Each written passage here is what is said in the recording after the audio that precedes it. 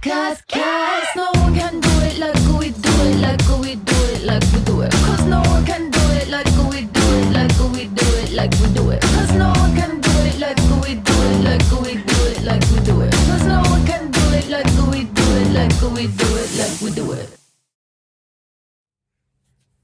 Hey everyone, Andrea Prover here with Great Expectations Realty, and as some of you guys know, I have been doing this series about camping here in Ocala.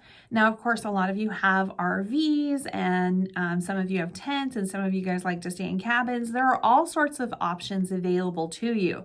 What I wanted to do is check out some of the, especially the state parks in the area, and kind of let you know from an inside point of view what they're like and what the recommendations are. I went ahead and started with one of the closest ones to me, which is Rainbow Springs. There's some pros. I'm afraid we couldn't give it a huge recommendation for a lot of reasons, but I have stayed at some of the other state parks in the area in the Ocala National Forest, and I can definitely recommend some of those. But unfortunately, even though it is one of the closest and it has a beautiful Rainbow Springs River going right there through it, I couldn't really recommend the Rainbow Springs State Park to stay for camping. Now, if you want to go tubing down the river, absolutely amazing opportunity to do that. And if you are wanting to canoe or kayak, perfect, absolutely great. In fact, there's even a company that will rent out kayaks and canoes that are clear so you can see perfectly right underneath, and it's just a really enjoyable experience. Going snorkeling is so much fun in the Rainbow River. We absolutely love visiting it, but the campground left something to be desired.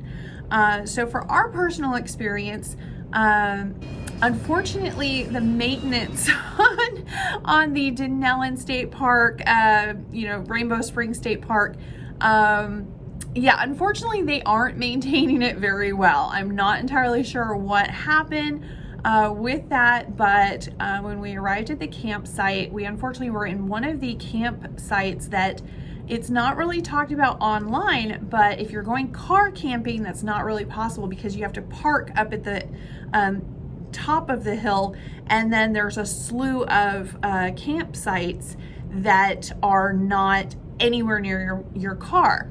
So when we arrived at the campsite, there was a van parked kind of on the grass sort of, and somebody was using the electrical to charge up their car and that was like our campsite. So it was kind of a bad impression right away. We're like, why is somebody plugging their car into our campsite? We obviously understood later it's a completely electric car, and they had no access to charge it because they didn't realize, and it wasn't really put online, that you couldn't car camp because their car would have been a good about 200 feet, if not more, from their actual campsite. And there was no electrical over where the parking was. That's going to be more and more of a problem because there's more and more cars that are electrical. So that was already kind of a problem. The other issue was that the lawn and grass and everything had not been mowed in a considerably long time. It was up to our knees, which, we're supposed to be tent camping and all of that, we can rough it and everything. But there were sand spurs all over the place. So it was very difficult. We could not go without our shoes constantly, because there was sand spurs all over, even where we went to, where the water was and where the electrical outlet was. The grass was about as tall as the actual water spigot, which in Florida is not such a great thing because we have issues with snakes. So I wasn't really thrilled. I was like, it's pretty basic to, mow the lawns and stuff. Why is this not happening here? That was only the beginning of a very interesting weekend. Another issue that we had was that the bathroom near our camping was actually, they just didn't unlock it for days. I actually thought it was broken. So we went and walked to the next one over, because there's loops of, you know, if you're familiar with camping, there's different loops. So we went over to the next bathroom over, which would have been at the main office. That bathroom actually was broken as well, and it has been for quite some time, because the sign that said that the bathroom was not in use actually had cobwebs all over it. So this is obviously not high on their priority list to get this taken care of. So we ended up walking all the way over to the other loop. So we're talking nearly 1/4 of a mile just to go to the bathroom, which was difficult. My daughter deals with anxiety and IBS, so that was, we were a little worried. I had made sure to get a campsite that was near a bathroom, so that she, you know, didn't have to worry about it, and that that didn't happen. So thankfully she didn't have any issues or anything, which is great, but it was problematic. And I realized on the last day that we were there, when it was like the bathroom right by us was opened up, I was like, this isn't broken, there's nothing wrong with this bathroom. And the man that was opening the bathroom, he's like, no, there's nothing, what, you know, what's your problem, kind of thing. And I was like, why wasn't it open the last 3 days when there's like 100 people over here that need to use it? But yeah, I mean, at that point we were just leaving, so whatever. But the other bathroom, okay, so in a lot of the state parks, they have automatic lights that come on to save electricity. That one did not have it. They have automatic faucets so that you only have a certain amount of water coming out and it can't flood the bathroom. Didn't have that. Automatic soap dispensers, didn't have that. It really, most of it looked kind of rusted and dingy. It looked like the bathrooms had not seen maintenance or repair in quite some time. The bathroom was also flooded with water from the showers for 3 days. About that much water was just, so if you wanted to take a shower, which we have shower shoes, but at the same time, you're going to be showering in somebody else's shower, and along with whatever else is on the bathroom floors. That actually wasn't the worst part. As my daughter was in going to the bathroom, because I would not let her go by herself because there was some interesting other activities at the park, she went to use the restroom, and I was sitting there and a snake went by, because again, they're not maintaining the lawn, the grass, you know, so the wildlife is welcome, I guess, even in the bathroom facilities. So we had water, standing water for days, and we had snakes in the one bathroom facility. I was really worried about this series. I'm not gonna lie. I was like, I don't know if I can do this. Like, I'm pretty hardcore as far as camping. I love camping. I've gone all my life. But this was gross. This was dangerous and disgusting. I'm sorry. It really was. I can't recommend Rainbow Springs. I don't know what on earth they're doing over there, but it was not a good thing. There was little to no management there. Not that I go and ask for the manager. I don't want to like put that in your heads, but having some kind of oversight, especially at night, would have really helped. There were 2 men that the first night there walked along the entire loop shouting at the top of their lungs that they were having an upside down pineapple party and that all loofah types were welcome, which is why I escorted my daughter to the bathroom every day, and every time she needed to go. So we had a lot of walking in. That was, you know, that was nice. But it really felt uncomfortable. There was nobody there. There was no, I didn't see anybody out or about. Normally you see somebody out on golf carts or, you know, they're taking care of this stuff. The last day I saw somebody in the morning, and of course there was people over in the office. But it was very uncomfortable. I think if they had more or better management there, that wouldn't have happened. And I say that because I have actually now gone to a couple of other state parks in the area, and totally completely different. The bathrooms are pristine. They're up to date. There's maintenance and management on site. All of the lawns and everything are perfectly, cut, so there's no issues. Completely different. So I'm going to have to say that there is a serious issue at Rainbow Springs, and I cannot at this point recommend it, which is really a bummer because the Rainbow Springs itself is absolutely beautiful. So I would recommend going to Rainbow Springs State Park for the canoeing and the tubing and the kayaking. Absolutely would recommend it highly. We've been doing it for years. We love it. But the actual campground was a very, very bad, poor, and dangerous situation. And I would highly recommend you do not go there at this time. We'll check back, maybe stop out. I don't know that I'll stay there again. It was kind of scary, truthfully. But we'll go ahead and check out next year and see if maybe they've got different management out there or maintenance or whatever the issue is. And hopefully we can recommend it at a later time. I'm really sorry if you were wanting to stay there. I was really not even sure if I should do this video. As you guys know, I try to stay upbeat and positive and share good experiences and, places that I love and all of that. And I really wasn't sure. I almost just left this one off like it doesn't exist. But my husband said that it was at a point that he really thought I should do this video just as a warning and maybe incur some change over there and say, you know what, this isn't right. This isn't good. This isn't healthy. This shouldn't be like this. I don't know why it's like this. I don't know if maybe they're doing some bigger changes down the road. I hope. But at this point, this was my experience and my daughter's experience. My husband did not actually, he came out for like dinners and stuff, but he didn't actually stay out there because he wasn't feeling that great. So it was just my daughter and I, and I could have gone home at any point. But I really wanted to see exactly what was going on.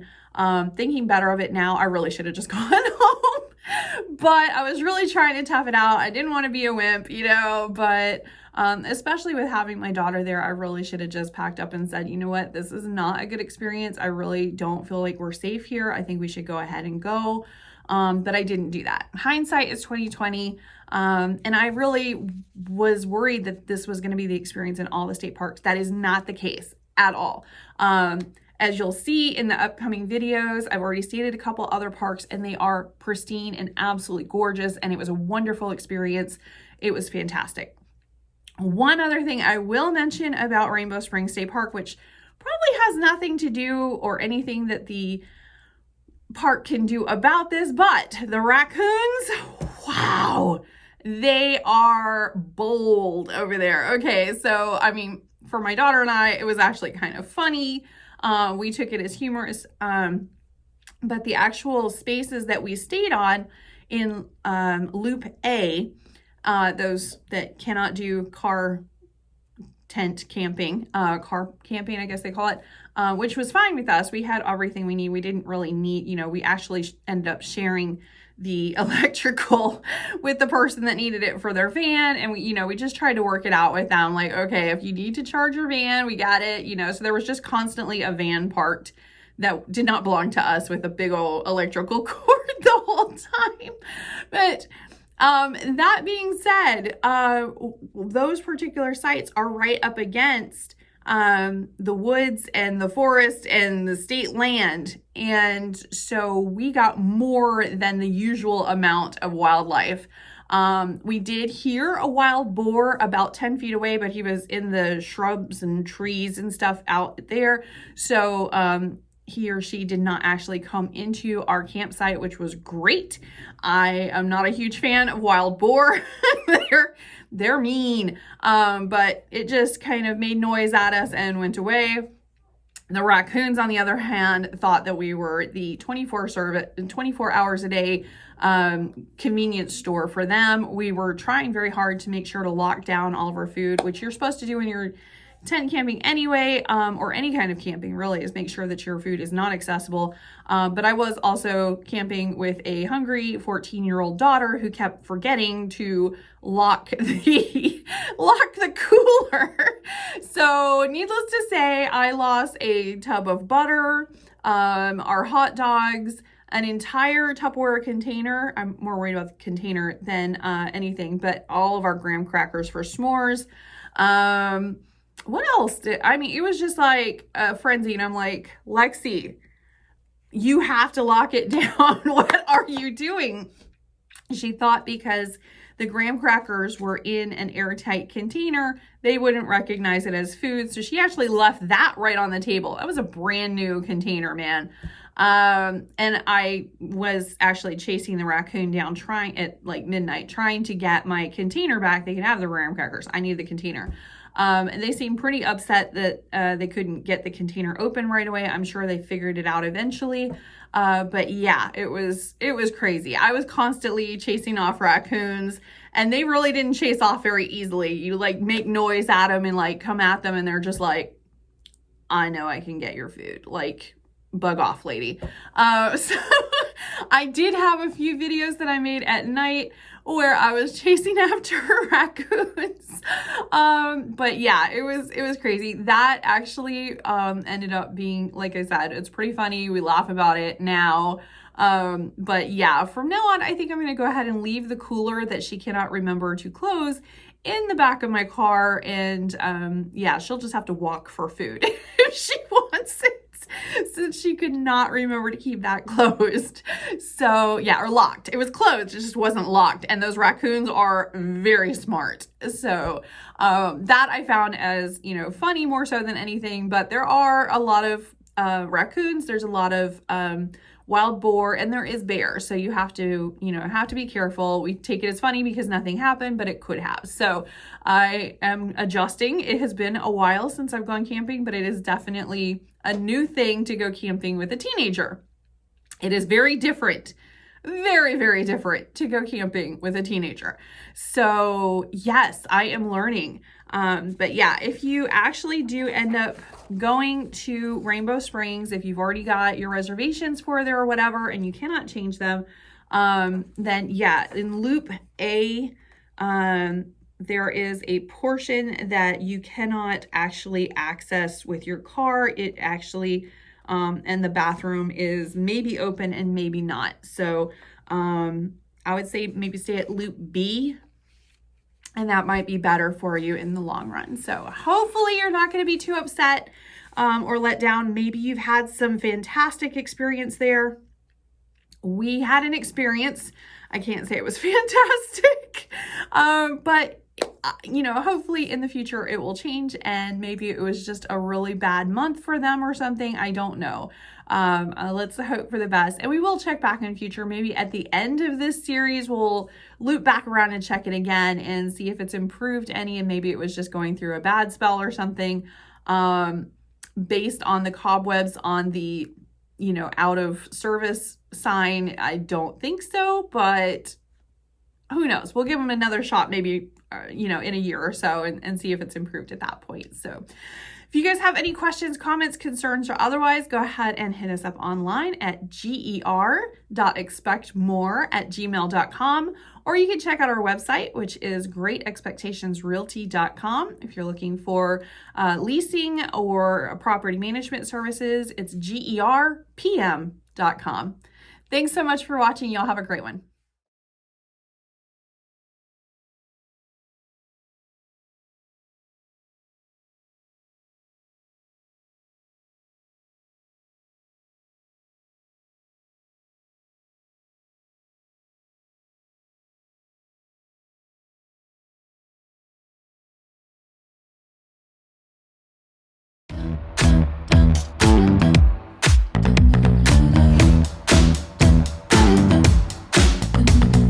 Move with the rhythm, shake it up, stop when the clock hits 13. Sing 1, 2,